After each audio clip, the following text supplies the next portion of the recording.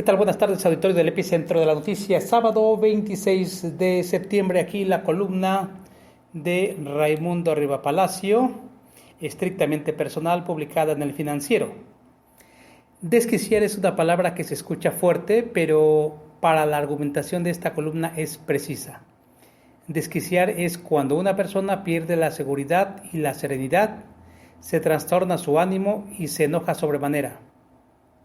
Y desquiciamiento es lo que provocó Jaime Cárdenas en el presidente Andrés Manuel López Obrador con su carta de renuncia al Instituto para devolverle al pueblo lo robado, donde habló de corrupción en la llamada Cuarta Transformación y, posteriormente, en una entrevista con René Delgado en Reforma, identificó a la fuente de sus males, Alejandro Esquer, secretario particular del presidente. Con este tema arrancó López Obrador su mañanera el jueves, dedicándole una perorata descalificadora a Cárdenas y quejándose de la normatividad, con ese espíritu expresado varias veces de querer desaparecerla. Ciertamente, es un instrumento que todos odian en el servicio público, pero fue establecida en el gobierno de Miguel de la Madrid para frenar los abusos dentro del gobierno. El autor intelectual fue Samuel del Villar, quien diseñó la cruzada por la renovación moral para ir limpiando la corrupción de arriba hacia abajo. Un país añejamente corrupto como México y tan dado a las triquiñuelas no es fácil de limpiar, como lo sabemos, pero la lucha contra la corrupción desde el punto de vista moral no es nuevo, sino idea de Del Villar que, por si alguien no lo sabe, fue Procurador General de Justicia del entonces Distrito Federal bajo el mando de López Obrador. La normatividad que detesta el presidente es lo que defendió Cárdenas hasta lo imposible, al punto en que renunció antes de ser cómplice, como sugiere en Reforma de Esquer. López Obrador, por su reacción, no esperaba que Cárdenas exhibiera la corrupción, antítesis de lo que presume el presidente. Esquer fue señalado como el funcionario que, cuando menos, solapó actos de corrupción en ese instituto, cuyos funcionarios robaron patrimonio e hicieron negocio, lo que impactó debajo de la línea de flotación de López Obrador, al surgir ese fenómeno lacerante al que ataca como un mal del pasado en su despacho. La corrupción que dice aborrecer cohabita con él en su casa y oficina. Su secretario particular ya ha sido señalado por actos, al menos ilegítimos.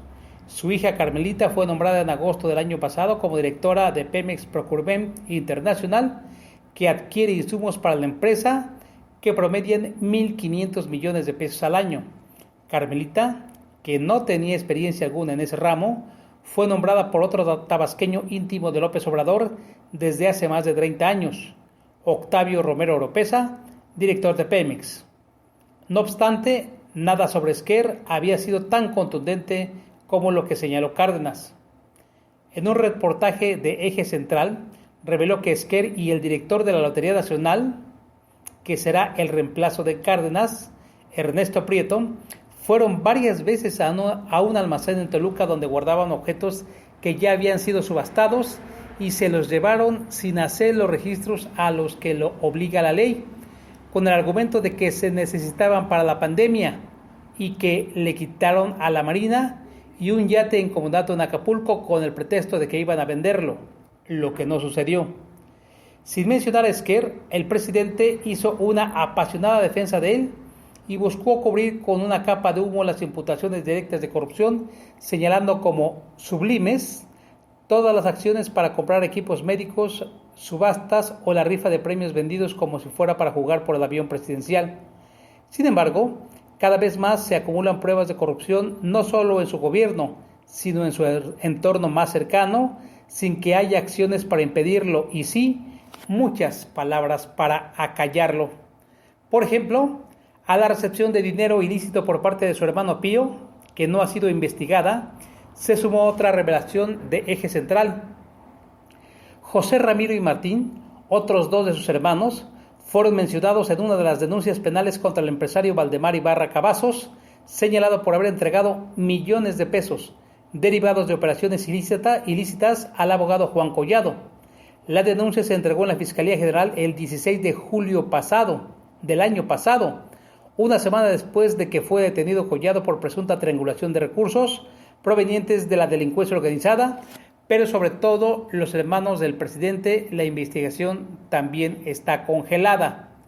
López Obrador lleva 22 meses en la presidencia y los señalamientos de corrupción en su entorno han aparecido de manera prematura en comparación con otros presidentes. En ese espacio se publicó en 1993, durante el gobierno de Carlos Salinas de Gortari, que su hermano Raúl le decían Mr. 10%, que era la forma como lo describían empresarios a quienes presuntamente les exigía 10% de comisión para apoyarlos en negocios que quería emprender. Aquí mismo se publicó unos 19 meses después de haber iniciado el gobierno de Enrique Peña Nieto las quejas de empresarios por la corrupción en su administración. Si uno observa las imputaciones a su primer entorno, se entiende la reacción de López Obrador, porque los señalamientos de Cárdenas pegaron por debajo de la línea de flotación de su pretendida honestidad. Es muy malo que el presidente, en lugar de apurar a la Fiscalía General a que actúe verdaderamente, como siempre pide cuando no le afecta a él, eluda con palabras responder el fondo de las cosas. Pero es peor, mucho peor, que se haya desquiciado por el poder autoritario que por diseño ejerce la presidencia y que este jueves haya metido en la misma caja todas sus fobias y odios para ocultar lo que cada vez es más evidente. En su gobierno, la corrupción corre a mayor velocidad que en anteriores sexenios. Frente a esta realidad, lo único que resta esperar son represalias. Hasta aquí la columna de Raimundo Riva Palacio, estrictamente personal. Soy Luis Pablo Carrillo Manjarrés y estamos en el epicentro de la noticia.